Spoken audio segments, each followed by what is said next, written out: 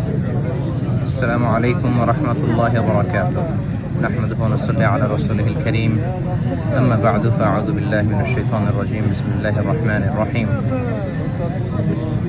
পবিত্র মক্কাতুল মুকাররমা থেকে আপনাদের সবাইকে জানাচ্ছি আন্তরিক শুভেচ্ছা এবং মোবারকবাদ।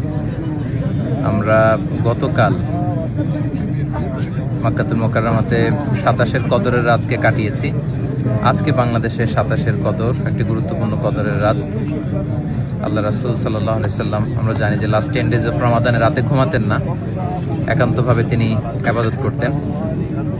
আমরা গতকাল দেখেছি লাখো লাখো ধর্মপ্রাণ মুসল্লিরা কাবার প্রান্তরে কেউ উমরা করেছেন, কেউ কিয়ামুল লাইলে অংশগ্রহণ করেছেন, তারাবিতে অংশগ্রহণ করেছেন। আলহামদুলিল্লাহ, আজকে বাংলাদেশে 27-এর কদরের রাতকে আমরা উদযাপন করছি। আল্লাহ রাসূল সাল্লাল্লাহু আলাইহি সাল্লাম আম্মা আয়েশা রাদিয়াল্লাহু তাআলা আনহাকে এই রাতে একটি বিশেষ দোয়া পড়তে বলেছেন। তিনি বলেছেন যে, আয়েশা, তুমি যদি এই রাত পাও তাহলে তুমি পড়বে আল্লাহুম্মা ইন্নাকা আফুউন তুহিব্বুল আফওয়া ফাআফু আন্নী, অর্থাৎ হে আল্লাহ, আপনি ক্ষমাশীল, আপনি ক্ষমা করাকে পছন্দ করেন, আল্লাহ আপনি আমাদেরকে ক্ষমা করেন।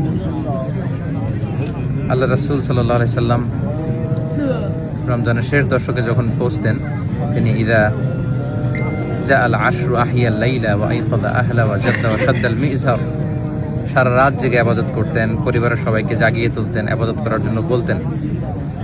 এবং সারা বছর কোরআনের যে আয়াতগুলো নাজিল হয়েছিল এগুলো তিনি জিবরাইল আলাইহিস সালামের সাথে রিভাইজ করতেন, তিনি শোনাতেন। জিবরাইল আলাইহিস সালাম আবার আল্লাহ রাসূল সাল্লাল্লাহু আলাইহি সাল্লামকে পড়ে শোনাতেন।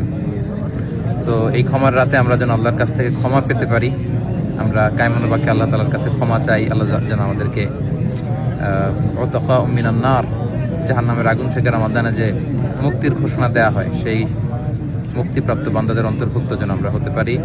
পবিত্র মক্কাতুল মুকাররমা থেকে আমরা প্রাণ ভরে দোয়া করছি আপনাদের জন্য, আপনারাও আমাদের জন্য বিশেষভাবে দোয়া করবেন। এবং স্পেশালি আমাদের হাসানা ফাউন্ডেশনের জন্য আমি দোয়া চাই। ভেরি রিসেন্টলি আমরা একটা ফাউন্ডেশন ফর্ম করেছি, হাসানা ফাউন্ডেশন, যেটার মধ্য দিয়ে আমরা বাংলাদেশের বিভিন্ন শিক্ষা কার্যক্রম পরিচালনা করব। কদরের এই বরকতময় রাতে হাসানা ফাউন্ডেশনের ভবিষ্যৎ কার্যক্রমগুলো যেন আমরা স্মুথলি পরিচালনা করতে পারি। আপনারা এই ফাউন্ডেশনটির জন্য দোয়া করবেন। এবং ঈদের পরপরই আমি দেশে আসব, এখন থেকে আমি দেশেই সেটেল করব, দেশেই থাকবো এবং ফাউন্ডেশনের বিভিন্ন কার্যক্রম সরাসরি পরিচালনা করবো ইনশাআল্লাহ। আপনাদের সবার কাছে দোয়া আছে, সবার জন্য আবার অফুরন্ত দোয়া ভালোবাসা জানিয়ে মসজিদুল হারাম থেকে বিদায় নিচ্ছি, পবিত্র মক্কাতুল মুকাররমা থেকে। হাদা মা ইনদি ওয়াল ইলমু ইনদাল্লাহি আলাইহি তাওয়াক্কালতু ওয়া ইলাইহি উনীব। আসসালামু আলাইকুম ওয়া রাহমাতুল্লাহি ওয়া বারাকাতুহু।